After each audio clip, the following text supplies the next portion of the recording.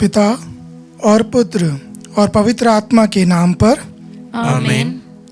हमारे प्रभु यीशु क्रिस्त की कृपा, ईश्वर का प्रेम और पवित्र आत्मा का सहचर्य आप सबों को प्राप्त हो और आपकी आत्मा के साथ। आइए प्रिय भाइयों बहनों, हमने मन वचन कर्म से जो भी गुनाह अपराध पाप किए हैं, सबों के लिए ईश्वर से हम लोग क्षमा मांगे ताकि योग्य रीति से इसमें सब बलिदान में भाग ले सके। हम सब मिलकर बोले, हे भाइयों बहनों, मैं सर्वशक्तिमान ईश्वर और आप लोगों के सामने स्वीकार करता हूँ कि मैंने मन वचन कर्म से तथा अपना कर्तव्य पूरा न करने से, अपने कसूर से अपने भारी कसूर से घोर पाप किया है। इसलिए मैंने तो कुंवारी धन्य मरियम से, सब स्वर्गदूतों, संतों और आप लोगों से, हे भाइयों और बहनों, विनती करता हूँ कि आप लोग मेरे लिए प्रभु ईश्वर से प्रार्थना करें। सर्वशक्तिमान ईश्वर हम लोगों पर दया करे और हमारे पाप क्षमा कर हमें अनंत जीवन प्रदान करे। आमीन। हे प्रभु दया कर, हे प्रभु दया कर, हे ख्रिस्त दया कर, हे ख्रिस्त दया कर, हे प्रभु दया कर। हे प्रभु दया कर। हम प्रार्थना करें। हे ईश्वर, तू समस्त कल्याण का स्रोत है। हम पर अपने कृपादानों की वर्षा कर कि हम सदाचरण की बातें खोजते रहें और तुझसे बल पाकर उन्हें कार्यान्वित कर सके। यह वर दे हमारे प्रभु तेरे पुत्र यीशु क्रिस्त के द्वारा, जो तेरे तथा पवित्र आत्मा के संग एक ईश्वर होकर युगानुग जीते और राज्य करते हैं। आमीन। पहला पाठ राजाओं का पहला ग्रंथ, अध्याय 17, वचन संख्या 1 से 6। गिलाद के तिशबे निवासी एलियस ने अहाब से कहा, इज़राइल के उस जीवन प्रभु ईश्वर की शपथ जिसका मैं सेवक हूँ, जब तक मैं नहीं कहूँगा तब तक अगले वर्ष में ना तो ओस गिरेगी और ना पानी बरसेगा। इसके बाद एलियस को प्रभु की वाणी यह कहती सुनाई दी, यहाँ से पूर्व की ओर जाओ और यरदन नदी के पूर्व करित घाटी में छिपे रहो। तुम नदी का पानी पियोगे। मैंने कौवे को आदेश दिया कि वे वहाँ तुम्हें भोजन दिया करें। प्रभु ने जैसा कहा, एलियस ने वैसा ही किया। वहाँ जाकर यरदन के पूर्व करित की घाटी में रहने लगा। कौवा सुबह शाम उसे रोटी और मांस ला कर देते थे और वह नदी का पानी पीता था। प्रभु की वाणी। ईश्वर को धन्यवाद। भजन अनुवाक्य। जिसने स्वर्ग और पृथ्वी को बनाया वही प्रभु मेरी सहायता करेगा। जिसने स्वर्ग और पृथ्वी को बनाया वही प्रभु मेरी सहायता करेगा। मैं पर्वतों की ओर देखता रहता हूँ, क्या वहाँ से मुझे सहायता मिलेगी? जिसने स्वर्ग और पृथ्वी को बनाया वही प्रभु मेरी सहायता करेगा। अनुवाक्य। जिसने स्वर्ग और पृथ्वी को बनाया वही प्रभु मेरी सहायता करेगा। वह तुम्हें कभी विचलित नहीं होने दे, तुम्हारा रक्षक न सो जाए। नहीं, इज़राइल की रक्षा करने वाला न तो सोता है और न झपकी लेता है। अनुवाक्य। जिसने स्वर्ग और पृथ्वी को बनाया वही प्रभु मेरी सहायता करेगा। प्रभु तुम्हें हर बुराई से बचाएगा, वह तुम्हारी आत्मा की रक्षा करेगा। तुम जहाँ कहीं जाओगे प्रभु तुम्हारी रक्षा करेगा, अभी और अनंत काल तक। अनुवाक्य। जिसने स्वर्ग और पृथ्वी को बनाया वही प्रभु मेरी सहायता करेगा। जय घोष। हालेलुया। खुश हो और आनंद मनाओ, स्वर्ग में तुम्हें महान पुरस्कार प्राप्त होगा। हालेलुया। प्रभु आप लोगों के साथ हो और आपकी आत्मा के साथ। सन्मति के अनुसार पवित्र सुसमाचार। हे प्रभु तेरी महिमा हो। यीशु यह विशाल जनसमूह देखकर पहाड़ी पर चढ़े और बैठ गए। उनके शिष्य उनके पास आए और वह यह कहकर उन्हें शिक्षा देने लगे, धन्य है वे जो अपने को दीनहीन समझते हैं, स्वर्ग राज्य उन्हीं का है। धन्य है वे जो नम्र है, उन्हें प्रतिज्ञात देश प्राप्त होगा। धन्य है वे जो शोक करते हैं, उन्हें सांत्वना मिलेगी। धन्य है वे जो धार्मिकता के भूखे और प्यासे हैं, वे तृप्त किए जाएंगे। धन्य है वे जो दयालु है, उन पर दया की जाएगी। धन्य है वे जिनका हृदय निर्मल है, वे ईश्वर के दर्शन करेंगे। धन्य है वे जो मेल कराते हैं, वे ईश्वर के पुत्र कहलाएंगे। धन्य है वे जो धार्मिकता के कारण अत्याचार सहते हैं, स्वर्ग राज्य उन्हीं का है। धन्य हो तुम जब लोग मेरे कारण तुम्हारा अपमान करते हैं, तुम पर अत्याचार करते और तरह तरह के झूठे दोष लगाते हैं। खुश हो और आनंद मनाओ, स्वर्ग में तुम्हें महान पुरस्कार प्राप्त होगा। तुम्हारे पहले के नबियों पर भी वे इसी तरह अत्याचार किया करते थे। यह प्रभु का सुसमाचार है। हे क्रिस्त तेरी स्तुति हो। सबको जय यीशु। प्रिय भाई और बहनों, मैं छोटा सा प्रश्न से आज का प्रवचन चालू करना चाहता हूँ कि नए विधान में सबसे पहले किसे धन्य कहा गया है। हम सभी जानते हैं लूकस का वचन 1 अध्याय 42 में एलिजाबेथ माता मरियम को धन्य कहते हुए बोलती है कि आप नारियों में धन्य हैं, धन्य है आपके गर्भ का फल। माता मरियम धन्य है। क्या माता मरियम के अलावा हम भी धन्य बन सकते हैं? उसके बारे में आज का सुसमाचार है। प्रभु कहते हैं धन्य हैं वे जो दीनहीन है, धन्य हैं वे जो नम्र है, धन्य हैं वे जो मेल कराते हैं, धन्य हैं वे जो धार्मिकता के कारण अत्याचार सहते हैं, धन्य हैं वे जो शोक करते हैं। इन सबों के लिए प्रभु यीशु क्रिस्त ने धन्य कहा है, उन्हें वो धन्यता का आशीर्वाद दिया है। लेकिन उसके पीछे प्रभु ने एक आज्ञा जोड़ा है कि हमें धन्य के साथ साथ वह बनना भी है जो उस धन्य से जुड़ा हुआ है। जैसा कि प्रभु सबसे पहले कहते हैं धन्य है वे जो दीनहीन हैं, वे स्वर्ग राज पाएंगे। दीनहीन होना एक बहुत बड़ा कार्य है। हर कोई दीनहीन नहीं बन पाता है। दीनहीन के विरुद्ध हमारे मन में जो ख्याल आता है वो ये कि हम जैसा चाहे वैसा करें, क्योंकि दीनहीन बनने के लिए जैसा ईश्वर चाहता है वैसा हमको बनना है। और हमारे मन में हमेशा ये आता है कि मुझे क्या चाहिए, मुझे कौन सा कार्य पसंद है, उसमें मैं अपने आप को लीन करना चाहूँगा। लेकिन प्रभु कहता है धन्य है वे जो दीनहीन है। जो भी प्रभु हमसे चाहता है वो करवाना चाहता है। और जितने बार हम प्रभु की वाणी को नहीं सुनते हैं और अपने ही मन की करते हैं, हम दीनहीन नहीं बन पाते हैं और वो धन्यता का आशीर्वाद नहीं प्राप्त कर पाते हैं। दूसरी बात जो प्रभु कहते हैं कि धन्य है वे जो नम्र है, उन्हें प्रतिज्ञा देश प्राप्त होगा। नम्र बनना भी एक बहुत बड़ी चुनौती है। नम्रता के विरुद्ध जो हमारे मन में ख्याल आता है वो है घमंड।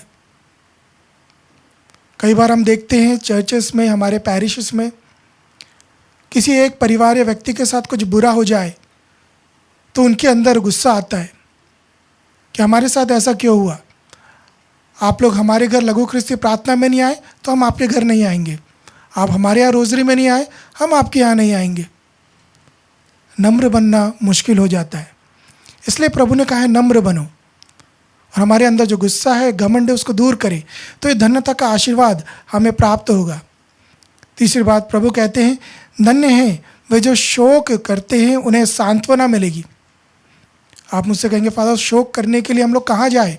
यदि शोक में धन्यता का आशीर्वाद प्राप्त करना है, हम लोग कहाँ जाके खोजें कि कौन मर चुका है, किसके यहाँ दुख है, जाके हम शोक मनाएं।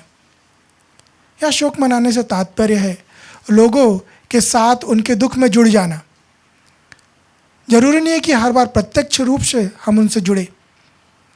मुझे याद है एक महिला जिसके घर में रोज़ न्यूज़पेपर आता है, वो न्यूज़पेपर में देखती है कहाँ कौन मर चुका है, कहाँ युद्ध है, कितने लोग एक्सीडेंट में मरे हैं। वो उसमें गोला गोला लगाती है और फिर उन सभी के नाम को लेकर उसके घर की वेदी के सामने बैठकर उनके लिए प्रार्थना करती है, उनके लिए शोक मनाती है, ईश्वर से उनकी आत्मा शांति के लिए प्रार्थना करती है।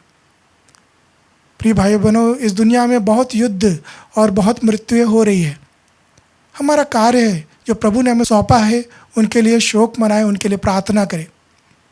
क्योंकि 24 घंटे में दिन भी आता है और रात भी आती है। हमारे जीवन में भी रात का समय आएगा। तो प्रभु कहता है यदि तुम दूसरों के लिए शोक मनाओगे तो तुम्हें भी सांत्वना मिलेगी। अगली बात जो प्रभु यीशु ख्रिस्त कहते हैं वो ये है, धन्य है वे जो धार्मिकता के भूखे और प्यासे हैं, वे तृप्त किए जाएंगे। धार्मिकता, प्रभु के कार्य के लिए अपने को तैयार रखना। हम में से कई लोग जो आज यह मिस्सा सुन रहे हैं, प्रभु की धार्मिकता के लिए यह मिस्सा बलिदान अपने जीवन में पाते हैं। ऐसे अनेक रूप में हम प्रभु को खोजते हैं, लेकिन इसके विपरीत भी हम देखते हैं कई लोग प्रभु से दूर हो जाते हैं, ऐसे कार्यों में फंस जाते हैं कि धार्मिकता उनके जीवन से धीरे धीरे दूर हो जाती है। हम भी चर्चेस में रहते हैं, पल्ली में रहते हैं, कई बार हम देखते हैं कि आप क्यों नहीं आए, हम बिज़ी है फुटबॉल खेलने के लिए, कुछ यूथ बिज़ी है क्रिकेट के लिए, ये गांव से वो शहर से वो शहर, जॉब के लिए यहाँ से वहाँ, वहाँ से यहाँ। हम किस चीज़ के लिए भूखे हैं? ये सब कार्य ज़रूरी है, लेकिन हमारी आत्मा के लिए प्रभु कहता है धार्मिकता के भूखे बनो। संत मत्ती का सुसमाचार अध्याय 6 उसके 33 में प्रभु कहते हैं, पहले ईश्वर के राज्य की खोज में लगे रहो और बाकी सब चीज़ें तुम्हें यूं ही मिल जाएगी। कितने यूथ, कितने लोग हमारे पास आते हैं जो पूछने के लिए, ये फादर हमको बताओ बाइबल में क्या लिखा है, हमारे लिए प्रार्थना करो, हमें वचन समझाइए, हमें धार्मिकता में आगे बढ़ाइए।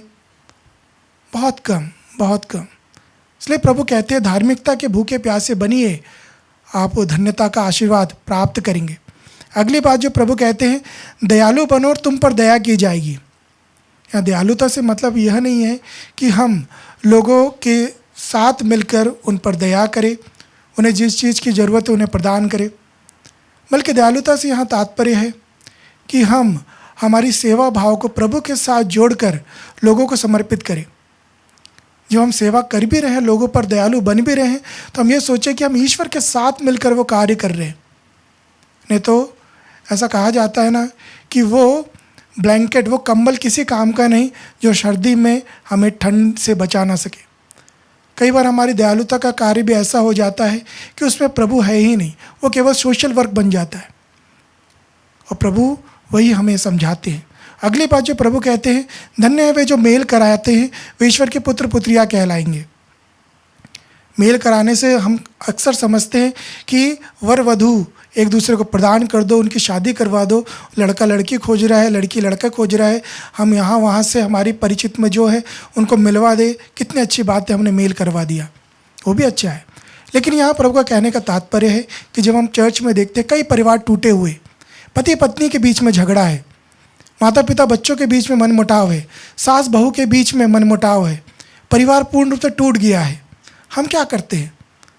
हम उन बातों को दूसरों को बताते हैं, अरे ये परिवार तो ऐसे ही, उनके बच्चे ऐसे, अरे उनकी पत्नी को देख लो वो कैसी है, वो हस्बैंड को देखो वो तो कहाँ कहाँ रहता है। प्रभु कहते हैं मेल कराओ। जब हम उनके परिवार में पहुँचे, हम इस भावना से पहुँचे हमें इस परिवार को जोड़ना है, टूटे हुए परिवार को फिर से एक करना है, और प्रभु हमें धन्यता का आशीर्वाद देते हैं। अगली बात जो प्रभु कहते हैं, धन्य है वे जो निर्बल है, वो ईश्वर के दर्शन करेंगे। यह पवित्रता से जुड़ा हुआ है। प्रभु हमको व्यक्तिगत पवित्रता के लिए बुलाते हैं, अपने आप को दिखाने के लिए, क्योंकि प्रभु को देखना है तो पवित्र बनना है। अगली बात जो प्रभु कहते हैं, धन्य है वे जो धार्मिकता के कारण अत्याचार सहते हैं। यह बात हमारे जीवन को झकझोरती है, क्योंकि धार्मिकता के लिए अत्याचार सहना थोड़ा मुश्किल है। आजकल कौन चाहेगा कि प्रभु यीशु मसीह के नाम पे कोई आने जाने वाला कोई भी मुझे मार के चले जाए, कोई भी मेरा तिरस्कार करके चले जाए? मेरा भी आत्मसम्मान है। लेकिन प्रभु कहते हैं धार्मिकता के लिए अत्याचार सहने के लिए तैयार रहो। और हम में से कई बार लोग दूर हो जाते, अत्याचार कौन सहे, और हम प्रभु से दूर होकर वो चीज़ करने लगते हैं जिससे हमें प्रभु के कारण कोई लोग हमें कुछ ना कहे। आज का पहला पाठ हम देखें प्रिय भाइयों बहनों, नबी एलियस के साथ क्या हो रहा है? खाना पीना नहीं है, बाहर मरुभूमियों भटक रहा है। प्रभु ईश्वर एक कौवे को भेजता है उसको भोजन प्रदान करने के लिए। वो धार्मिकता के कारण अत्याचार सह रहा है। प्रिय भाइयों बहनों, आज का वचन प्रभु हमको बहुत अच्छे तरीके से बतलाते हैं कि हमें धन्य होना है और उसके लिए प्रभु की आज्ञा का पालन करना है। और प्रभु हमारे द्वारा कार्य करना चाहता है, लोगों को हमारे द्वारा धन्यता का आशीर्वाद देना चाहता है।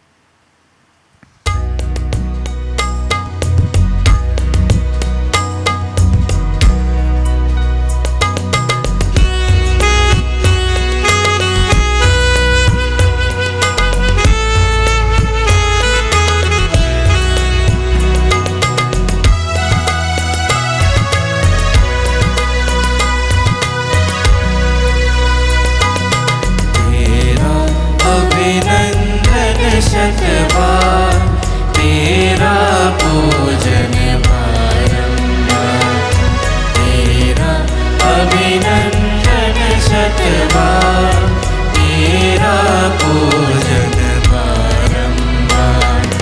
हम अपना जीवन उपहार लेकर आए तेरे द्वार, हम अपना जीवन उपहार लेकर आए तेरे द्वार।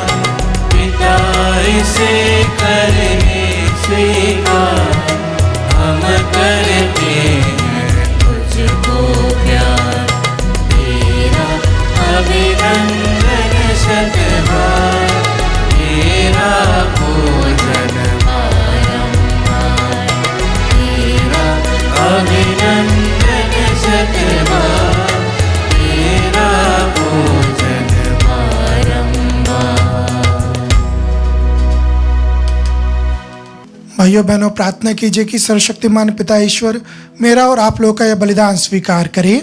प्रभु अपने नाम की स्तुति तथा महिमा के लिए और हमारे तथा अपने समस्त पवित्र कलीसिया के लाभ के लिए आपके हाथों से यह बलिदान स्वीकार करे। हे प्रभु, हमारी सेवा से प्रसन्न होकर यह भेंट दयापूर्वक स्वीकार कर, इसके प्रभाव से हमारे हृदय में तेरा प्रेम बढ़ता जाए। हम यह प्रार्थना करते हैं अपने प्रभु क्रिस्त के द्वारा, आमीन।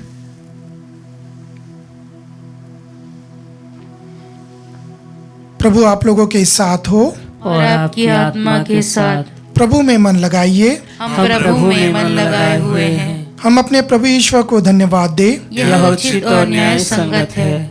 हे प्रभु पवित्र पिता, सर्वशक्तिमान और शाश्वत ईश्वर, यह वास्तव में उचित न्याय संगत है, हमारा कर्तव्य तथा कल्याण है कि हम सदा और सर्वत्र तुझे धन्यवाद दे।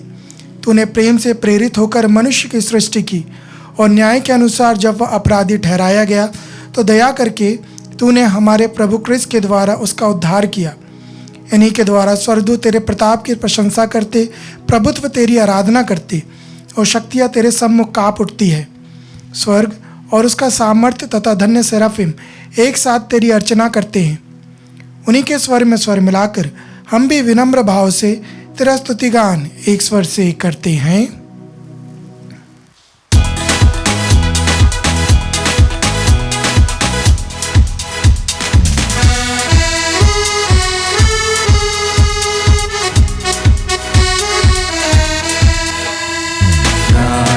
हम सब मिलकर जीवंत ईश्वर का स्तुति गाए।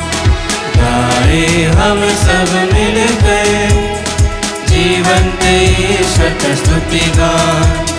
पवित्र है परमेश्वर, पवित्र है सर्वशक्तिमान, पवित्र है परमेश्वर, पवित्र है सर्वशक्तिमान, पवित्र है हमारा ईश्वर।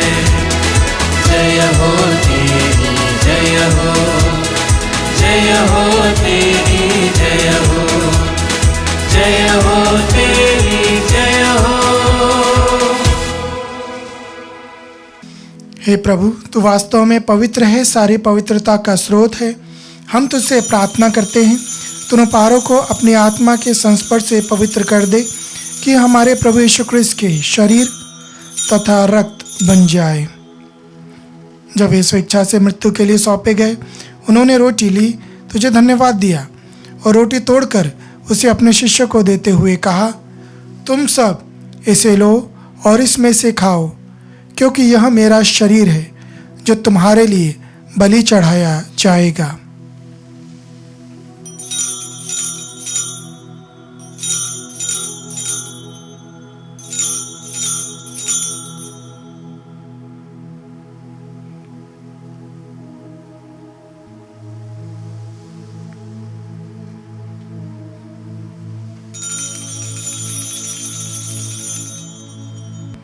इसी भांति भोजन के बाद उन्होंने कटोरा लिया, तुझे धन्यवाद दिया और उसे अपने शिष्यों को देते हुए कहा, तुम सब इसे लो और इसमें से पियो, क्योंकि यह मेरे रक्त का कटोरा है, नवीन और अनंत व्यवस्थान का रक्त, जो तुम्हारे और बहुतों के पापों की क्षमा के लिए बहाया जाएगा। तुम मेरी स्मृति में यह करो।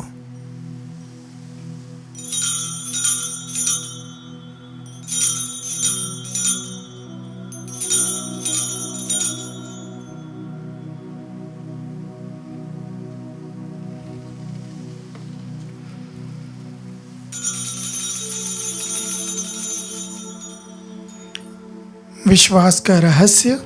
हे प्रभु, हम तेरी मृत्यु तथा पुनरुत्थान की घोषणा तेरे पुनरागमन तक करते रहेंगे।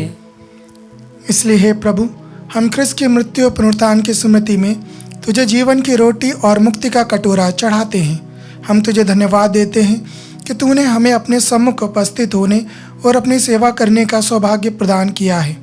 हमारा नम्र निवेदन है कि हम सब ख्रिस्त का शरीर और रक्त ग्रहण करके पवित्र आत्मा के द्वारा एकता के सूत्र में बंधे रहें।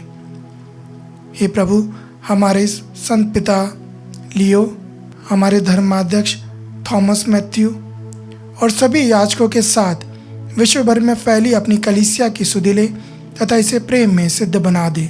हमारे उन भाई बहनों की भी सुधि ले जो पुनरुत्थान की आशा में परलोक सिधार चुके हैं। उन्हें और सभी मृतकों को अपने दर्शन का सौभाग्य प्रदान कर हम सब पर दया दृष्टि डाल कि हम भी अनंत जीवन के सहभागी बने और ईश्वर की माता धन्य कुंवारी मरियम, उसके धन्यवर संत यूसुफ, धन्य प्रेरितों तथा सभी संतों के साथ जो युग युग में तेरे प्रति विश्वस्त बने रहें, तेरी स्तुति और महिमा कर सके, तेरे पुत्र यीशु क्रिस्त के द्वारा।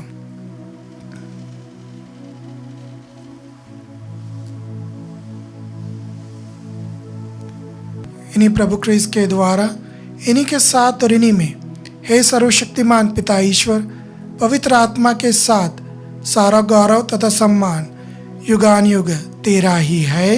आमीन।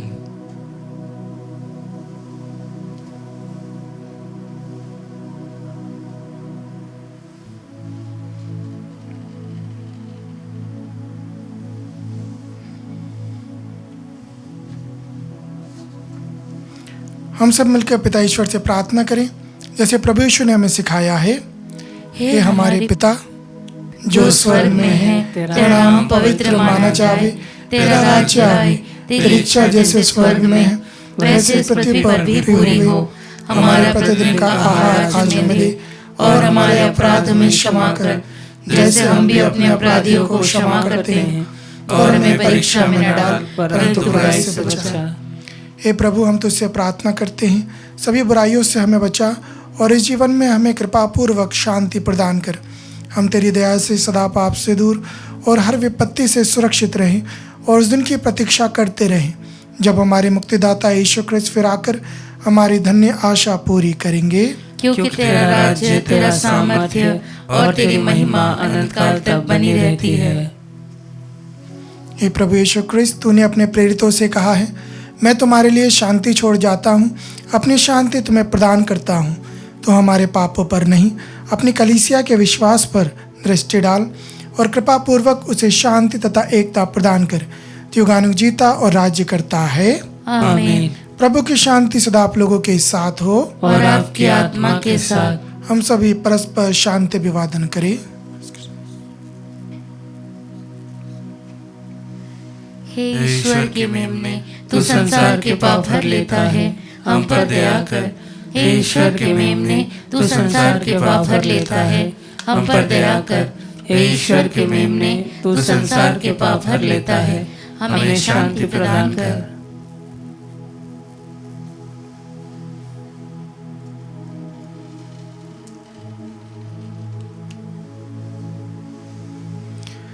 देखिए ईश्वर का मेमना, इन्हें देखिए जो संसार के पाप हर लेते हैं। धन्य है वे जो मेमने के भोज में बुलाए गए हैं। हे प्रभु, मैं इस योग्य नहीं हूँ कि तू मेरे यहाँ आए, किंतु एक ही शब्द कह दे और मेरी आत्मा चंगी हो जाएगी।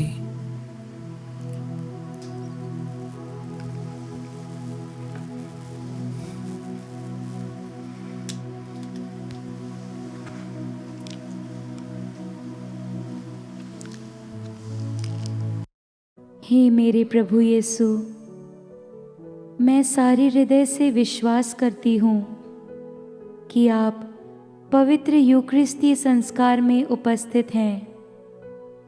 हे प्रभु, मैं सभी चीज़ों से बढ़कर आपको प्रेम करती हूँ और मेरी यही अभिलाषा है कि आप मेरी आत्मा में आकर बस जाएं, क्योंकि हे प्रभु, मैं आपको आज ग्रहण करने में असमर्थ हूँ।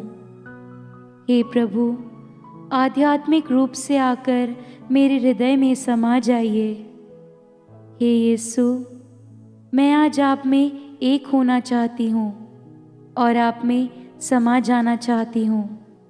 हे प्रभु, यह कभी ना होने पाए कि मैं आपसे कभी अलग हो जाऊं। आमीन।